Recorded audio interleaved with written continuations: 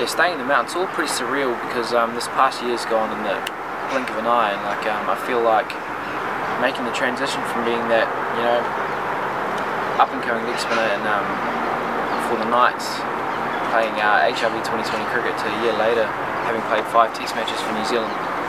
It's something I actually wouldn't have dreamed of doing at the stage, and so to have done it is all well and good, but the fact that it's gone in a flash is quite it's hard to sort of understand right now, you know, because you don't really have time to really live it. I went over to Melbourne on the 28th of December, so kind of missed out on New Year's, but I think it sort of made up for itself because I got to meet Shane Warne, and who's obviously been an idol of mine ever since I was young. So being able to do that was an incredible experience. I mean, we were lucky that the Ashes test finished quite early on the 4th day, so we got a decent amount of time with him. Yeah, it was just amazing to hear his knowledge on the game and see how precise he was with almost every aspect of the ground that he needed to use to make his bowling as effective as it was. So it was an absolute breath of fresh air to be able to get into the mind of someone who's done it for so long at such a high level, at such a great intensity. So yeah, at the start I was quite nervous, but I was already bowling before he got there, so I think the nerves settled down a little bit as the session progressed. So yeah, I mean, I was a bit of a kid in the playground for a bit, but it almost felt like he took everything in account on the field to help his bowling. And so I think that was the biggest thing for me, was that it wasn't just him and the batsman, or the ball and the batsman, or the ball in the field even. It was literally every bit of matter on the ground that, you know, helped him shape his bowling. And yeah, there were a lot of things that went down in the interview, but if I spoke about every single one of them, then we'd be here for ages. And we've got an HRV game to get ready for today. So Peter Roach was the one that sorted it out at the start. I think went through New Zealand cricket, and New Zealand cricket were obviously very, very happy with the idea and decided it was a good opportunity to be able to send me over there. And so to send me over with Paul Wiseman was even better because he's my spin coach. So just want to thank you, everyone that was involved, because opportunities like that obviously don't come around very often, and when they do, you feel pretty privileged to be part of it. So yeah, I feel more confident in my processes, and sort of knowing or being aware of how I'm feeling when I'm going well and when I'm not. I'm not sure if it really affects you as your confidence as a person. I might find that out later on, but yeah, I think I'm more confident in my processes and more in my ability now than I was a year ago when I was making my HRV Cup debut.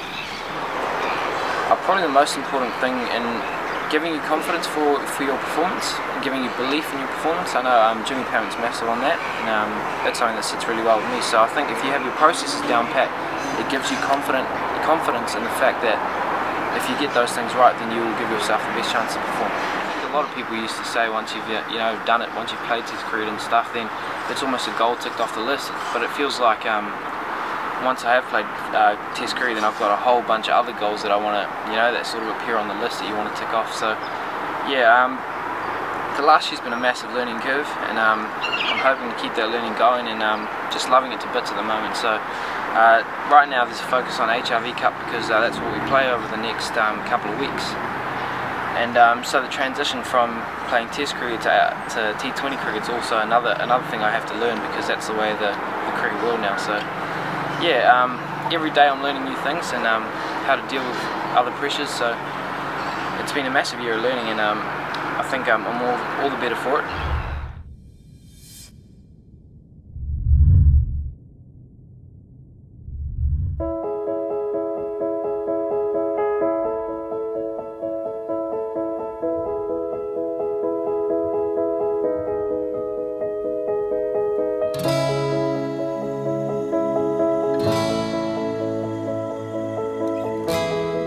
Build up a company like ours that's been going for 50 years. It's taken a long time to get the right people in the right place. Graham Foster, that originally started the company, he was a builder, and I've always been very conscious of that. Graham's still around, and I know if we were doing things wrong, he would soon come to me and say, look mate, change that name straight away. They haven't. They've always been happy with what we've done. I think a lot of our clients come back to us and they trust us because they know Foster's have been there, they've done it, we've got a good reputation, a good name, so that's what a lot of it comes down to, is experience, a lot of experience. All of the staff work together as a team. We're a team company so that we can help the clients, we can work with the people. That is the big difference. They trust Foster's because of the way we do business. A lot of our buildings that we do build are highly complicated architectural buildings, and we've always got the right people to do it. We've probably got about 10,000 years of experience. We know what a building is, we know how to build it. We can build it within. We can do anything within our own company. We never have to say no, that's too big for us, or we can't do it, or we haven't got the knowledge there. So we've got a huge amount of experience.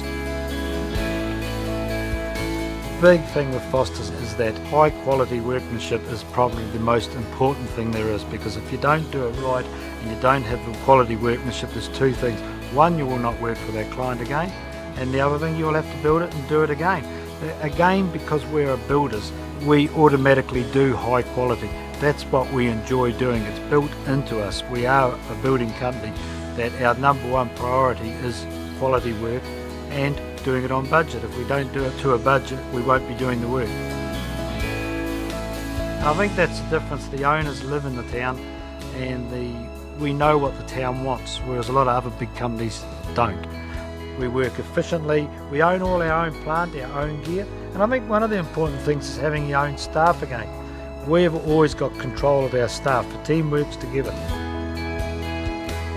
Builders nowadays like us aren't just builders. Clients trust us and we go away and we can design it, and it doesn't always come down to dollars. They just want to work with us because they know that we can enhance their business and make their businesses better. We can give them all the costings they want, everything they need to say whether they should build the building bigger or smaller. We can look at the type of buildings they build, the structure. We can advise them on the engineering, on the architecture of it, what works around town. We know what the councils want and do, the rules, the regulations. Knowing all of those things there, we can advise our clients. That's where we work with them. We begin with the end in mind.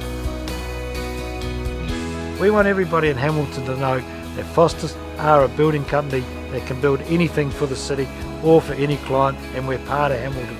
Foster's is a Hamilton company. We're part of the town. We have got the knowledge. We believe in ourselves. We believe in our company. If anybody wants to follow us, they can, but they'll always be a step or two behind us. We just got to stay up front all the time.